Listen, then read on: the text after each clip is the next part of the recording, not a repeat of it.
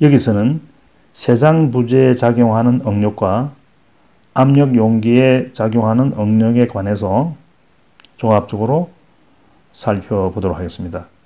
이러한 문제들은 많지 않은 우리가 수계산으로 응력을 계산할 수 있는 문제에 속하는 것입니다.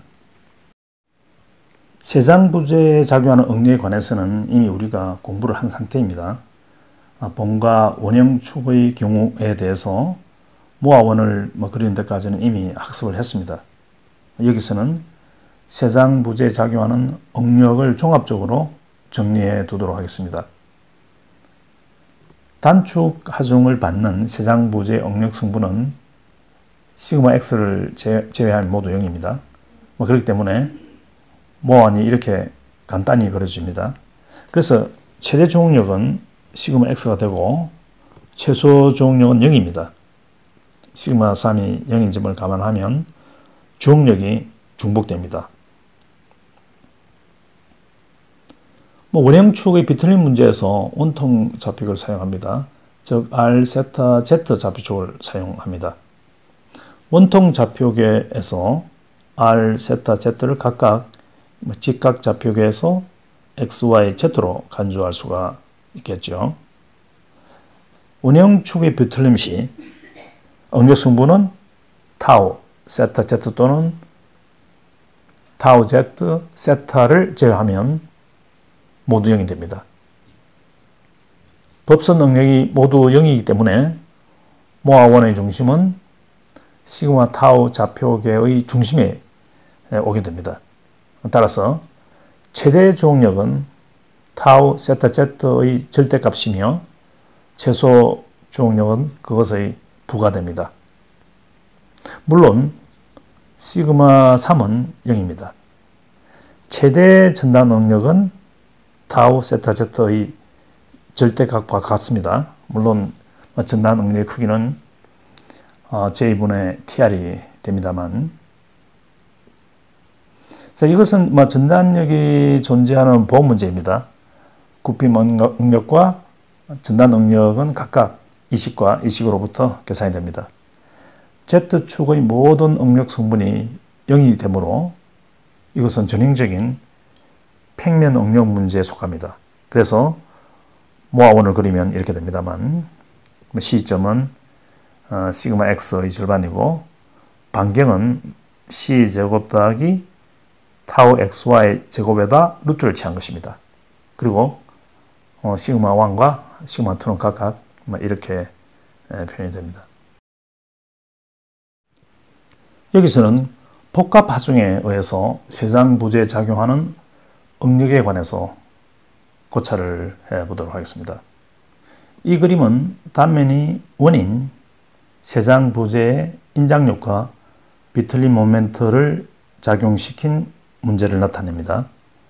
복합 하중에 의한 응력을 계산할 때 작은 변형을 전제로 해서 각 하중별로 반응, 즉 그 응력을 분리해서 계산하고 최종적으로 그 결과들을 더해주면 됩니다.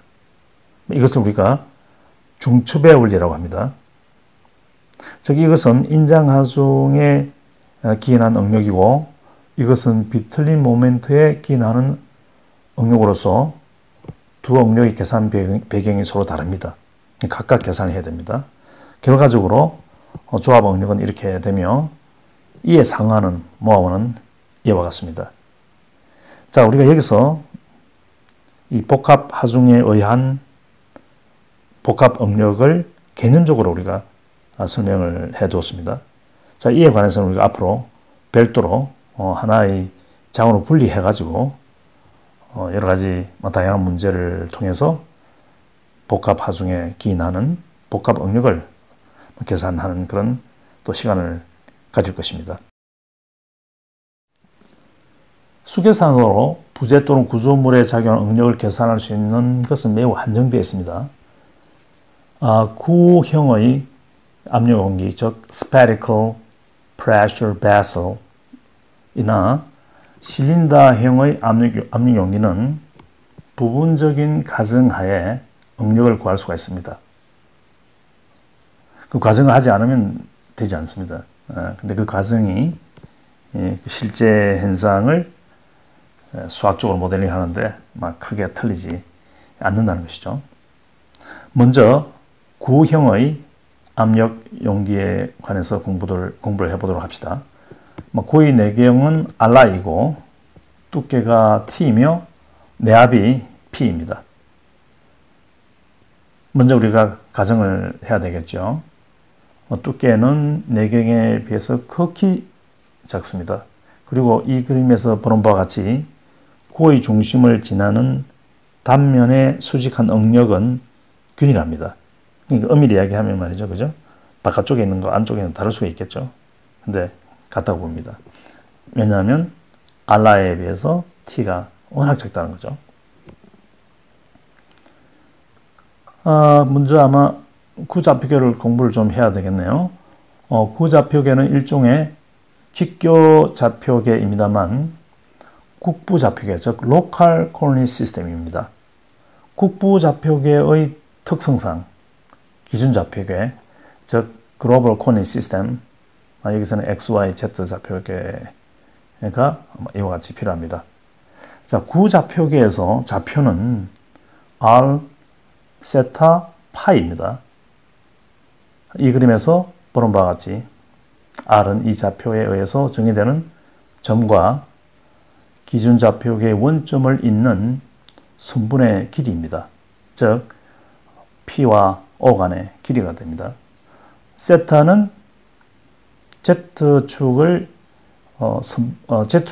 이 선분까지 회전시켰을 때의 최소 각도, 즉 이 각도입니다. 그리고 파이는 그림에서 보는 바와 같이 X축을 Z축에 대해서 회전시켜 선분 OP를 XY면에 정사행시켜 생긴 그림자 선분과 겹치했을 때의 최소 각도로 정의합니다.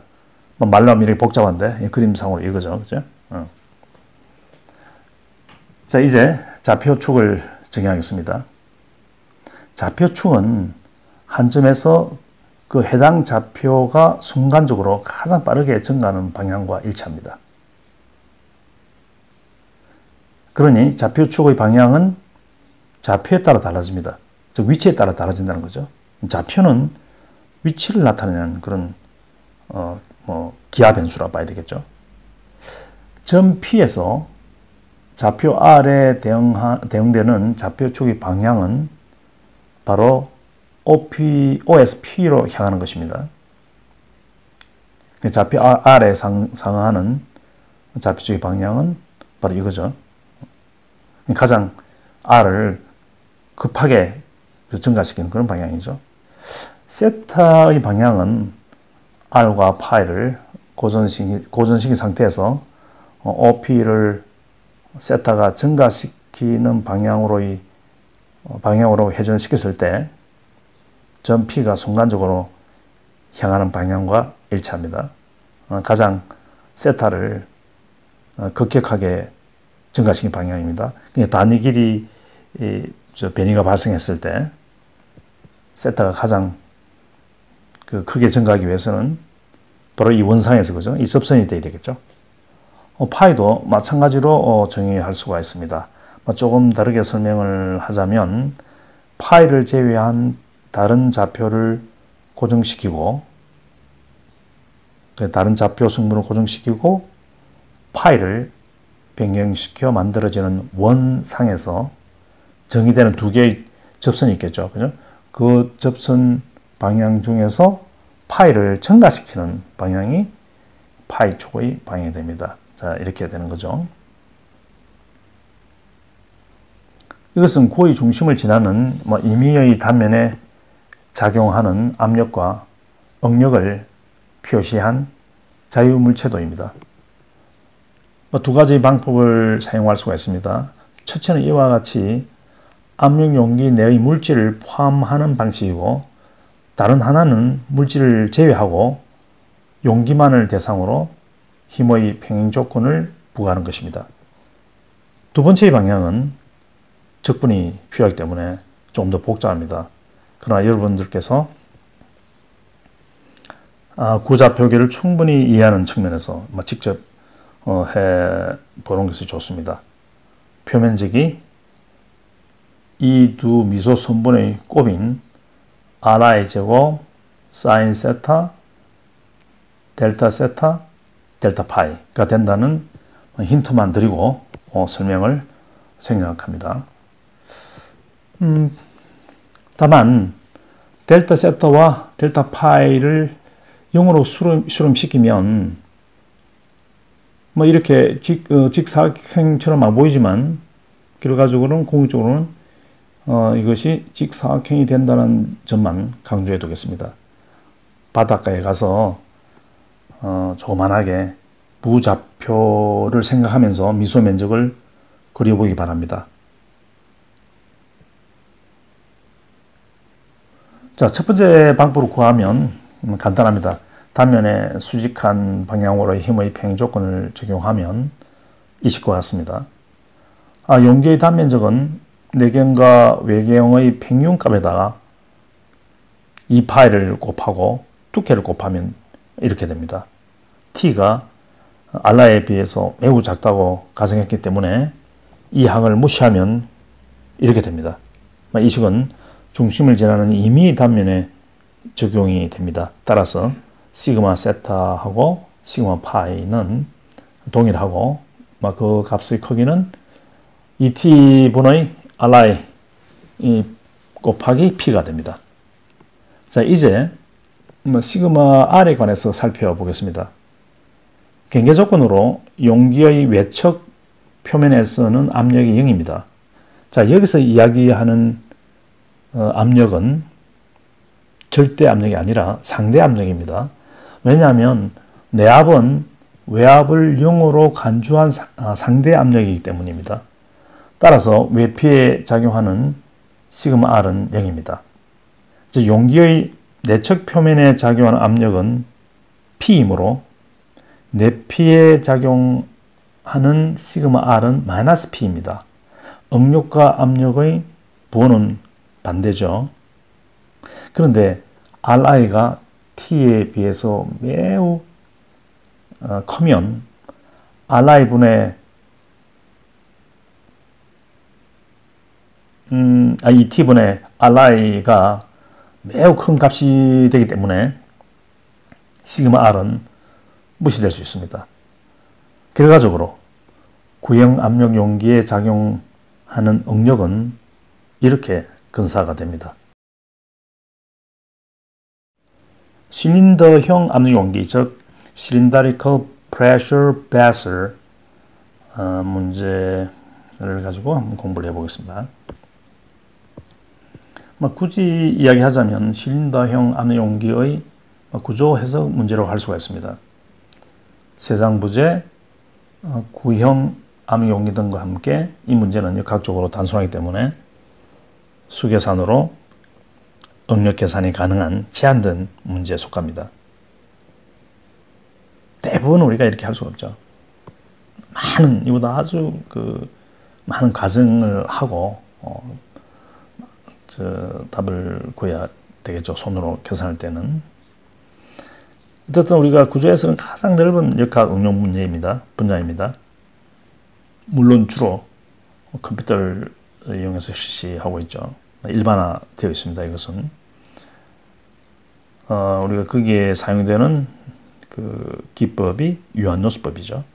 즉 Finite Element Method 또는 우리가 FEM이라고 하는 건데 이러한 수치 해법에 기반한 공학 해석을 갖다가 우리가 Computer Aided Engineering이다. 즉 CAE다. 이렇게 이야기를 하죠. 공학적 역학 문제는 항상 가정에 근거를 하고 있습니다.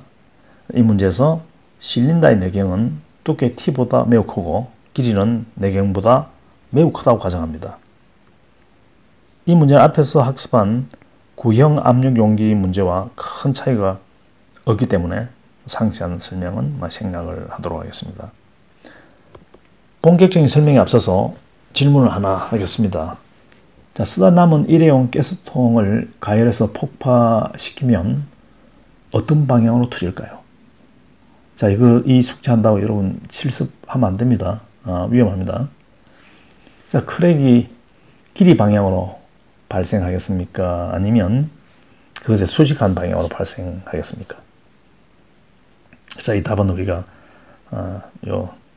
이 슬라이드 마지막에 가서 우리가 하겠습니다. 자, 실린더의 중심축을 포함하는 임의의 단면에 작용하는 응력을 표시한 자유물체도는 이와 같습니다. L이 R보다 훨씬 크기 때문에 단면에서 양단의 영향을 무시한 것입니다. 자, 압력 용기의 단면 S는 원주 방향, 즉 세타 방향의 응력 성분만 존재합니다. 우리가 이것을 후프 스트레스라고 하고요. 시그마 H로 표현합니다. 전공 용어라고 볼 수 있습니다. 가령 우리가 후프 스트레스를 구하라고 하면 이것을 구해야 되는데 후프 스트레스를 모르면 못 풉니다. 네, 이 전공 용어의 힘이죠. 반경 방향의 응력 성분이 존재한다면 앞에서 제가 세타 방향의 응력 성분만 존재한다고 했지 않습니까? 근데 만약에 반경 방향의 응력 성분이 존재한다고 가정을 하면은 어떤 문제가 생기냐면 뉴턴의 3법칙에 위배됩니다. 예. 이 점을 스스로 한번 고찰해 보기 바랍니다. 힘의 평행 조건을 적용하면 이렇게 됩니다. 좌변에서 후프 스트레스에 기인하는 합력을 계산했고 우변에서는 내압에 의한 합력을 계산을 했습니다. 결과적으로 후프 스트레스는 이렇게 계산됩니다. 그리고 이 그림은 축 방향으로의 자유물체도를 나타내고 있습니다. 축 방향, 즉 Z축으로의 힘의 평행 조건으로부터 축 방향 응력 성분은 이렇게 계산이 됩니다. 반경 방향의 응력 성분 시그마 R은 구형 압력 용기와 마찬가지로 0과 마이너스 P 사이에 존재합니다. 결과적으로 시그마 H가 시그마 A보다 2배 크고 시그마 R은 무시 가능한 크기입니다. 따라서 실린더형 압력 용기가 터질 때는 크랙이 축 방향으로 발생하게 됩니다. 여러분들이 유원지에 가보면 특히 이런 휴지, 쓰레기 소각하는 데 가보면요. 가끔 일회용 쓰레기통이 그렇게 터져 있는 것을 볼 수가 있을 것입니다. 이 문제는 실린더형 압력 용기를 스트립, 그러니까 박판제인데 그 폭이 일정한 거죠. 그 스트립을 쭉 말아서 용접해서 만들 경우 최적의 용접 각도를 결정하는 문제입니다. 이런 방식으로 큰 튜브를 실제 많이 만들고 있습니다. 자, 앞에서 유도한 공식에 이러한 주어진 조건들을 대입하면 축 방향 및 후프 스트레스가 이렇게 보여집니다. R 성분이 모두 0이기 때문에 물론 가정에 의해서 그런 거죠. 이 문제는 평면 응력 문제에 속합니다. 편의상 그림에서 보는 바와 같이 Z축을 X축으로, 세타축을 Y축으로 보고 모아원을 그리면 이렇게 되고 각 응력 성분들을 구하면 이렇게 계산이 됩니다.